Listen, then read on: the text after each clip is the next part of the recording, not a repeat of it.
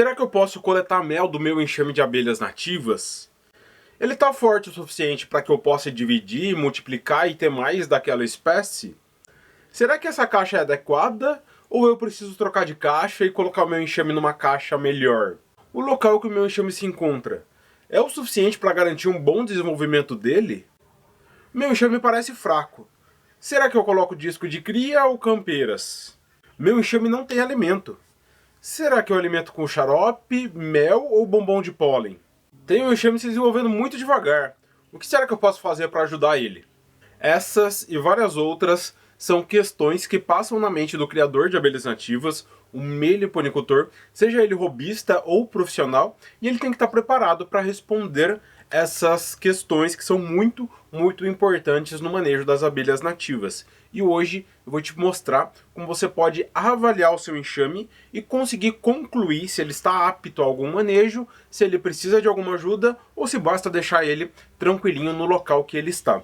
Se você não me conhece, meu nome é Carlos Almeida, seja bem-vindo ao Meliponário Irapitã e hoje a gente vai falar sobre o meu método de avaliação dos enxames, o diagnóstico Irapitã. Avaliação essa que é a função básica do meliponicultor. De forma resumida, o que a gente tem que fazer é abrir o enxame, olhar para ele e saber se ele precisa de ajuda ou não, se eu posso coletar um mel, coletar um pólen, coletar um própolis, como eu coloquei nas questões anteriores. Não é nada mirabolante, é uma forma organizada de você olhar para os vários parâmetros que devem ser observados na avaliação do enxame. Então é um sistema para você olhar e ir ticando, né? E ali analisando tudo que você precisa na sua colônia de abelhas nativas. Não é uma técnica de manejo, não é uma nova técnica de divisão, um novo tipo de caixa, um novo tipo de alimentador. É realmente um sistema para você avaliar o enxame. E já entrando nele, né, ele é dividido em 3 pilares.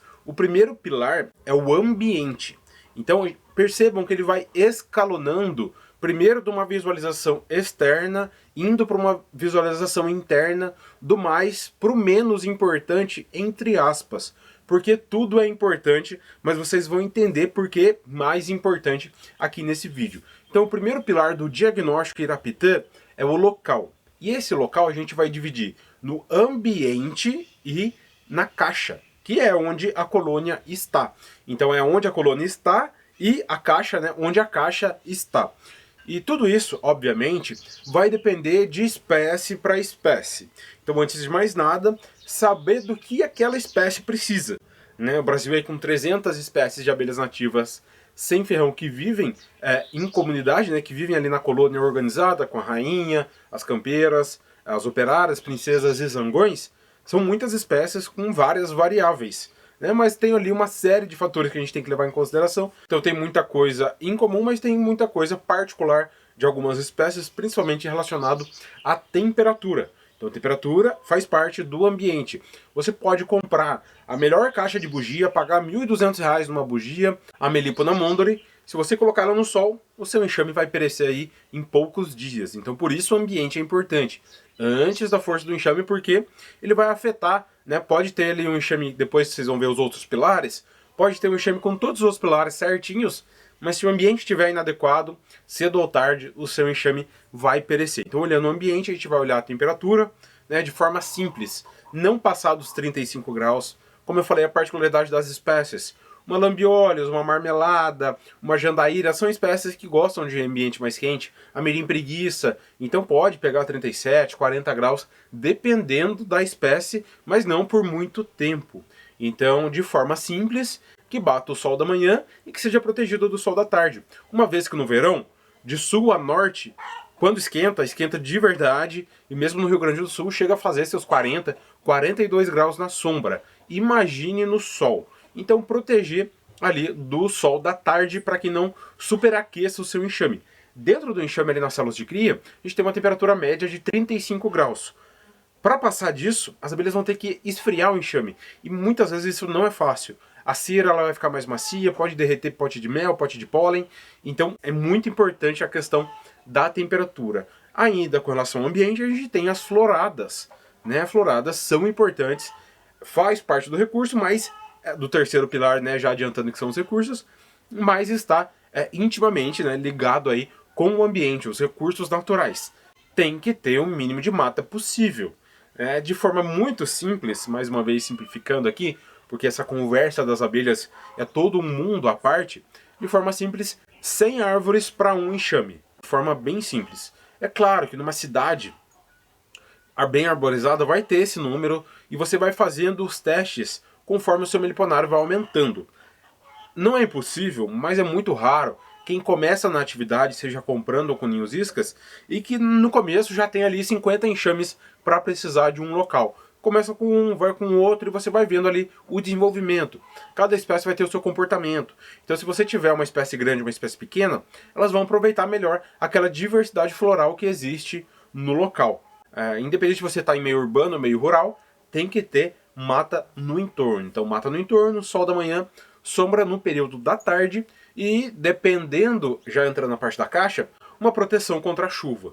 É um verniz, é uma madeira que seja resistente à chuva, como é o caso de um cedrinho, de um eucalipto, de uma peroba, mais ou menos, né? Mas que não estrague tão fácil como o pinus. Então, essa proteção aí com relação à chuva. O vento não pode ser muito forte se for uma espécie pequena, como um ajataí, como uma mirim. Uma questão que sempre me chegam. Pra vocês terem uma ideia, para a gente finalizar essa questão do ambiente. Carlos, posso criar abelhas no apartamento? Não falou. Depende, né? Depende do andar e da onde está o prédio. Como assim, Carlos? Da onde está o prédio? Pensem, pessoal, numa cidade que não é plana, como boa parte das cidades do Brasil. Tem lá as suas ladeiras, os seus morros. Agora pega uma parte alta da cidade, um morro lá da cidade, uma parte mais alta. Não necessariamente um morro que não dê para subir, mas uma parte mais alta assim da cidade mesmo, que você olha de longe, tá vendo aquele prédio lá na frente, aquelas casas mais no alto. Na parte baixa da cidade, se você tiver num prédio de 10 andares, 30 metros, você ainda vai estar, as suas abelhas ainda estarão numa altitude menor do que aquelas que estão lá numa casa, num local mais alto, que vente mais. Então por isso, né, então tem árvores grandes no entorno, tá na beira do morro, e naquele morro tem árvore, então você pode estar no 10º andar e a sua abelha sai em linha reta e volta em linha reta pro teu apartamento, entendeu? Ou então você tá lá na parte mais alta da cidade, no 2º andar, venta o dia todo, é uma área nova na cidade e não tem árvores. Seu enxame vai ter menos chance de se desenvolver. Então pode criar apartamento, tem gente que cria no 15º andar, pega uma mandaçaia que é mais robusta, com essas condições que eu falei, é possível criar. Então você vai ter que fazer uma avaliação de cada local. Aqui, por exemplo, o sol da manhã lá é leste, aqui é sul, meus enxames estão mais ou menos aqui voltados para sudeste. Então pegam parte do sol da manhã e aqui atrás a gente tem um paiol, né? É uma construção que a gente guarda a ração ali dos outros animais e protege do sol da tarde. Então meus enxames aqui estão bem. Da mesma forma que as mandaçaias estão mais ao alto e as mirins estão na parte de baixo. Tudo isso para um bom desenvolvimento dos enxames. Isso só falando de ambiente. Depois a gente vai entrar na caixa. Tudo isso para você avaliar. Né? Você vai olhar o enxame, primeiro você tem que olhar onde ele está. É adequado aquele local ou não é? Segundo, a caixa. A caixa é adequada para aquele enxame? E independente de a gente falar de modelo de caixa, horizontal, vertical, modular, triangular, circular, que seja, o volume da caixa. E essa questão do volume, assim como o termômetro, a temperatura, são um dos parâmetros mais mensuráveis. Porque a temperatura você vai medir, como eu falei, 35 graus, passou disso já tem que ficar mais atento. Se passou disso por muito tempo, pode prejudicar as crias, morrer abelhas, no final acabar levando o enxame à morte. Depois o volume. Cada espécie vai ter o seu volume máximo que ela atinge. E a partir desse volume máximo, você consegue depois estabelecer se o enxame está forte ou não. Quando eu falo para vocês que uma jataí ocupa 3,5 litros, 3,6 litros, muito raramente é mais do que isso, é claro, isso é uma média. Alguns enxames vão ocupar menos, mas elas podem chegar aí aos 3,5 litros de volume ocupado numa caixa. Se ela ocupou metade, você tem noção ali que é um enxame médio. Se ocupou menos do que isso, é fraco. Se já está mais do que isso, é um enxame mais forte. Tudo isso também correlacionando ao que era antes, o que é hoje e o que vai ser uma semana depois, um mês depois. Mas então, cada espécie vai ter ali o seu volume. A lambiolhos, 500 ml. O uruçu, 12 litros para cima, até uns 18 mais ou menos, dependendo aí da uruçu. Borá, a mesma coisa. A iraí ocupa até seus 5 litros de volume. As escaptotrigonas também 12 até uns 18, dependendo aí do enxame da população, do ambiente, da idade dele. mas a caixa é fundamental que ela esteja no volume adequado para a espécie. E daí você vai ter que ter ali em algum local a anotação, vai ter que ter essa informação. Quero criar lambiólios? Tá 500 ml. Já tá aí? 3,5 litros.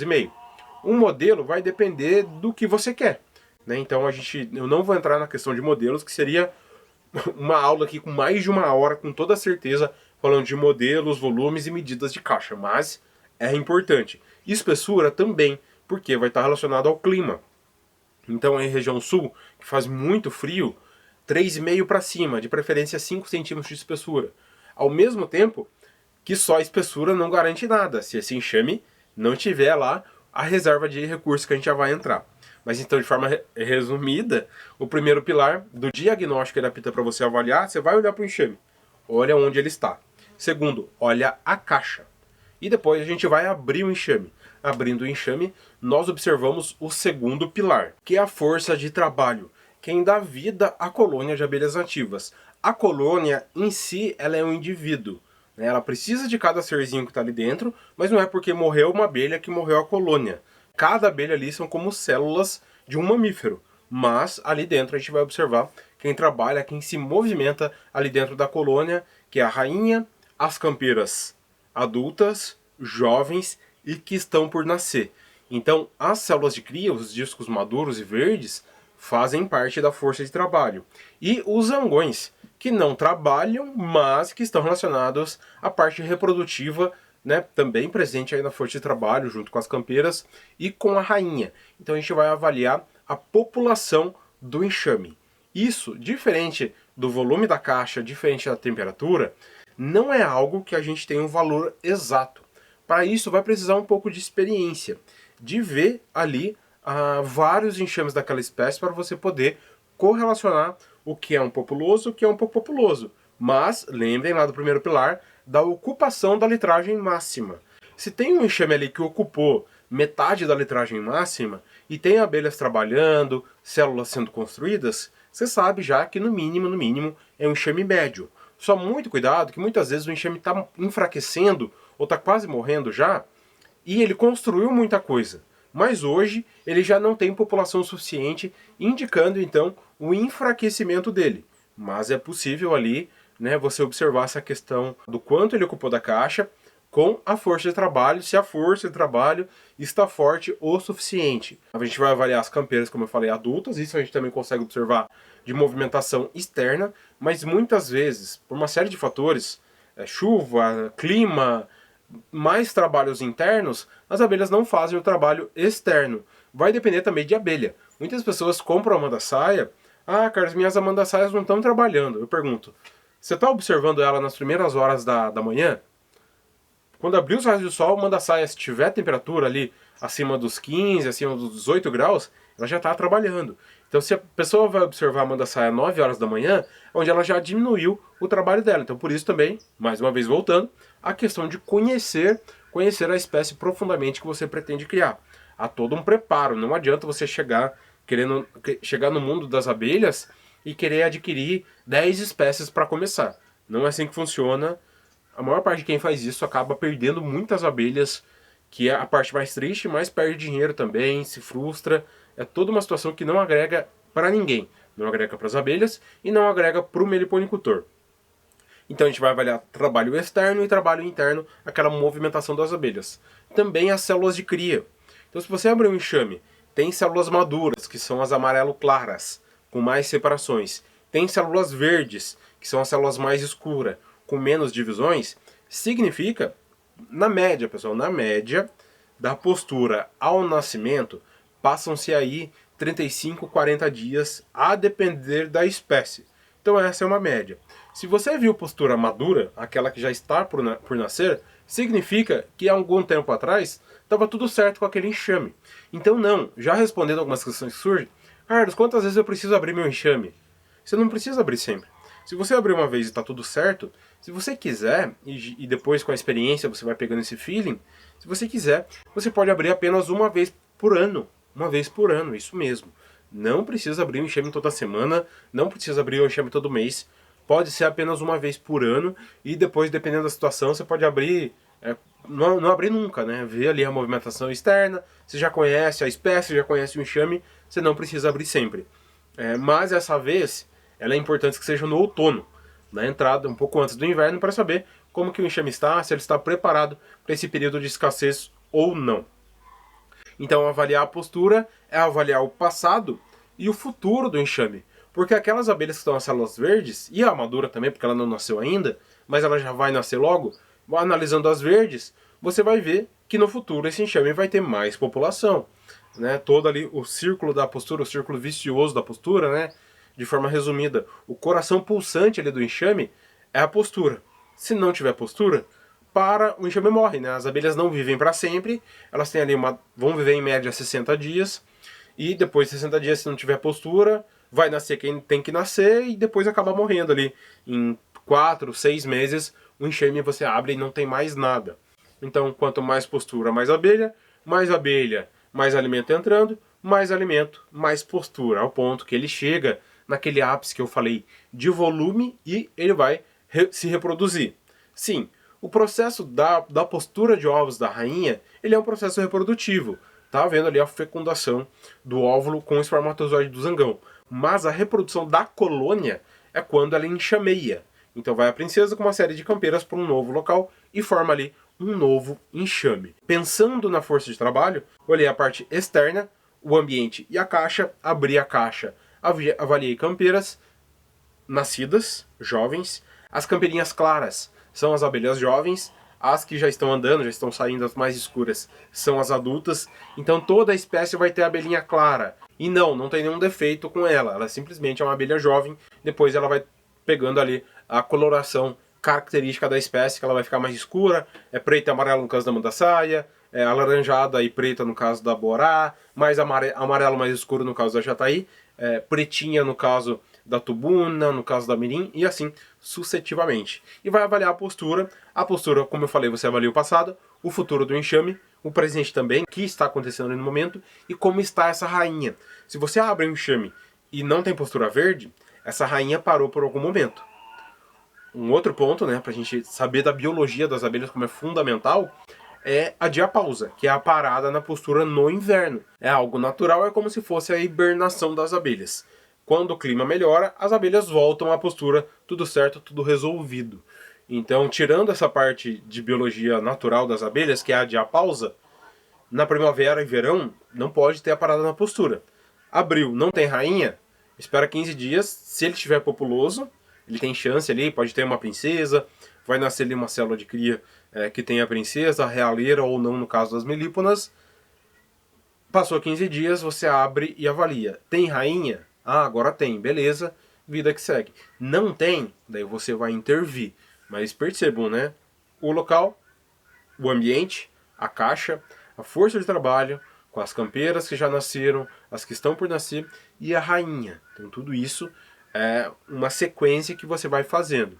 E por último, mas não menos importante, nós temos os recursos naturais, como eu já falei no caso do ambiente, o néctar, o pólen, resina, água, barro, que entram para dentro do enxame. As abelhas saem coletar e voltam com esses recursos para que o enxame não morra, né? Todo ser vivo tem que se alimentar. Com as abelhas não é diferente, algumas se alimentam fora, mas trazem esse recurso para dentro, seja para uso imediato. Então é o barro para fechar uma fresta, é a resina para fazer o própolis e também fechar uma fresta, esterilizar o enxame, é a água para trazer umidade, para trazer água para as abelhas, é o néctar para já alimentar as abelhas ali dentro ou estocar como mel, é o pólen para já utilizar o pólen, mas também para beneficiar ele, fazer lá o saborar no pote de pólen. Esses são os recursos naturais e eles que estão sempre entrando ou não, né? É uma observação que você tem que fazer também. E depois nós temos os recursos armazenados, que também são recursos naturais aí, avaliar os potes de mel e os potes de pólen. Nas abelhas nativas não são favos, que nem são os favos de cria, células de cria, não que nem o favo da Apis, mas é hexagonal, num alimento diferente. É claro, vai ter uma abelhinha, como é o caso da marmelada, que vai fazer ali a torre de pólen, vai fazer ali a bolotinha de mel. Mas de forma geral, é o pote de pólen, o pote de mel. Você abre o enxame e avalia isso. É uma característica, por exemplo, é que se for um ninho e sobreninho, uma caixa modular, ou mesmo uma caixa horizontal, próximo às crias você vai ter mais o pólen, mais distante um pouquinho você vai ter o mel. A medida da caixa ela é importante também, falando daí em modelo, né, porque não adianta, é uma Jataí com 3,5 litros de volume. É uma caixa 5x5, por não sei qual comprimento que vai dar, para dar 3,5 litros. Então ela tem que ter ali um diâmetro relativo para aquela espécie. E principalmente para que ela acumule uma reserva de mel ao redor do ninho. Um exemplo da Jataí é a Jataí 12x12, por 12 no caso do ninho, mas 12x12 para a Jataí. Por quê? Ela vai fazer o ninho com até 10 centímetros, ela tem ali 1 centímetro de cada lado, na caixa quadrada vai ter um pouco mais nos cantos, para acumular mel e pólen. Isso é importante tanto para acesso delas, para já pegar aquele alimento e alimentar as abelhas que nasceram, as abelhas que acabaram de nascer, elas precisam de bastante pólen, e para fazer ali as células de cria. Então elas vão pegar aquele alimento para fazer o alimento larval, colocar dentro de um potinho, a abelha rainha coloca o ovo, fecha e ali vai se desenvolver uma nova abelha. E na parte dos recursos é uma parte que é mais natural de nós auxiliarmos as abelhas caso elas precisem. Então vamos entrar aí com os recursos artificiais. O xarope de água com açúcar é bem simples mesmo, água com açúcar para substituir o néctar, e o bombom de pólen, com pólen de abelha nativa, ou dependendo da situação, se for muito seguro, o pólen de apis, mas tem que tomar cuidado aí com as doenças que a apis tem e pode passar para as abelhas nativas, então eu não recomendo, mas substitutos proteicos, como é o caso da proteína de soja e do levedor de cerveja, que você fornece para dar um suporte para as abelhas. Você pode fornecer também a cera as abelhas fazem, então a abelha não coleta a cera na folha da árvore, nem no caule da árvore, nem na flor da planta. A cera as abelhas fazem, é uma descamação do abdômen delas, então elas consomem mel, ficam gordinhas e descamam ali aquela cera que é um ácido graxo, ela é uma gordura e depois as abelhas utilizam para tudo. A água você pode fornecer internamente também, e a cera, como eu acabei de falar, pegando aí de outra abelha, pode ser da própria apis, fazendo uma cera mista, comprando cera de outra abelha para fornecer. Você também pode fornecer, além dos artificiais, é claro, a cera aí no caso é natural, né? Mas artificial de você colocar para dentro, porque a água é natural, né? A proteína de soja, por mais industrializado que seja, é um produto ali natural, o açúcar também. Mas você pode fornecer esse recurso de outro enxame. Então você tira o pólen de uma jataí para fornecer para outra jataí, ou até o pólen de jataí para fornecer para uma mirim preguiça. Então esse recurso você pega e fornece ali para o enxame. Também nessa parte do recurso, você vai avaliar aquela questão da ocupação da caixa. É claro que se tem qualquer espécie com um único pote de mel fechado, significa que não está faltando, mas isso é pouco. Então quanto mais pote, melhor. Quanto mais pote de pólen, melhor. Significa que elas estão com uma reserva maior. Você não precisa se preocupar com a alimentação, você não precisa se preocupar com as floradas. Significa que elas estão encontrando recursos na natureza, correlacionando aí com o ambiente adequado. Então, de forma mais simples, o diagnóstico da pitã é uma forma sistemática de você avaliar o enxame. Você olhou para o enxame, qual que é o ambiente que ele está? O meliponário está adequado? Está pegando sol na parte da tarde? Tem floradas? Está muito seco e ele está tendo acesso à água?